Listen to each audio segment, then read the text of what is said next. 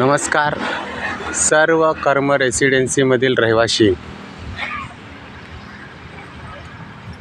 हे बघा आपली कर्म रेसिडेन्सी आणि आपण जे आपल्या हक्काचं घर घेतलं आहे, स्वप्नातलं घर घेतलं होतं कर्म रेसिडेन्सी. किती सुंदर आहे बघा. आणि आपण इथं येत नाही आहे. आज दिनांक 28 एप्रिल 2024. हे बघा एवढं ऊन पडलं आहे, पण बघा निसर्गाने पण बघा झाडाला किती सुंदर असं फूल आलेलं आहे बघा. निसर्ग पण सांगतोय की बीज रोवलं त्या बीजला माहिती आहे की कुठून अंकुर फुटून एवढं मोठं झाड तयार होईल. त्या बीजला सुद्धा कळतं, पण आपण तर माणसं आहोत, शिकले सवरलेली आपण माणसं आहोत आणि आपल्या कष्टाचा पैसा आपण इथं टाकलेला आहे. बघा सुंदर कर्म रेसिडेन्सी. 28 तारीख एप्रिल महिना 2024. मार्च एंडिंग वर्ष संपलेलं आहे, नवीन वर्ष सुरू झालेलं आहे. हे बघा सुंदर असं बघा, किती सुंदर सोसायटीने बघा किती सुंदर सुंदर काम केलेलं आहे. बघा किती सुंदर निसर्गरम्य वातावरण, नैन्यरम्य वातावरण. बघा काही लोकांनी ठरवलंच आहे, आम्ही आमच्या स्वप्नातलं घर घेतलेलं आहे आणि आमचा पैसा हा व्यर्थ आम्ही घालवणार नाही आहे.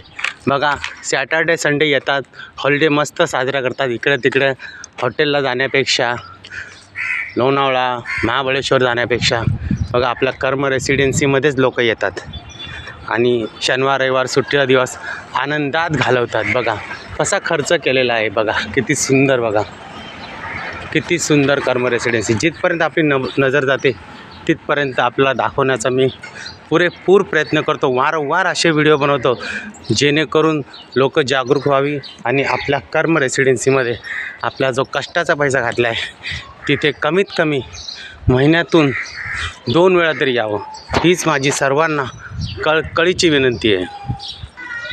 जर आपण इकडं आलात तर हा बघा सुंदर मॉल आहे, जो हळूहळू बघा कसा खंडर होत चाललेला आहे. जर आपण इथं आलात तर हा पुन्हा ताजेतवाना व जिवंत होईल. कारण जर लोकवस्ती वाढली तर दुकानदारी वाढेल, दळणवळण वाढेल, वर्दळ वाढेल आणि इथं शाळा पण आहे मुलांसाठी. आपल्याला सर्व माहिती आहे. कृपया महिन्यातून 2 वेळा तरी या. आपल्या कष्टाचा पैसा जो आपण घातला आहे व्यर्थ घालवू नका.